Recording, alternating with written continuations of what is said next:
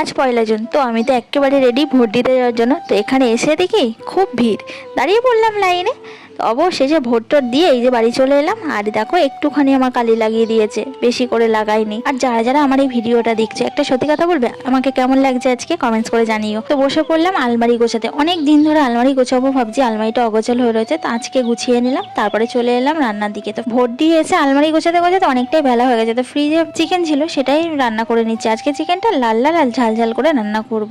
তো ভোট দিয়ে এসে দুপুরবেলা লাল লাল আর ঝাল ঝাল ঝোলের চিকেন দিয়ে ভাত, ও জাস্ট জমে যাবে। তো রান্না বান্না শেষে খাওয়া দাওয়া সেরে বিকেলে ছাদে এসে দেখি জামা কাপড়গুলো সব হাওয়াতে পড়ে গেছে, ভীষণ হাওয়া দিচ্ছে। তো জামা কাপড়গুলো সব তুলে নিলাম, তারপর নিচের ঘরে এসে রেডি হলাম, দুষ্টুটাকে রেডি করলাম। আজকে বেরাবো একটু বড়মশাইয়ের সঙ্গে, বাড়ি আছে যখন। তো চলে এলাম শাড়ির দোকানে, ভাবছি ষষ্ঠীর মাকে যে শাড়িটা দেবো সেটা কিনে নিই। তো পছন্দ হলো না বলে নিলাম না। তারপর ফুচকা খেয়ে আর বাড়ির জন্য সিঙ্গারা ফুচকা নিয়ে বাড়ি চলে এলাম। তো আজকে ভিডিওটা এই পর্যন্ত।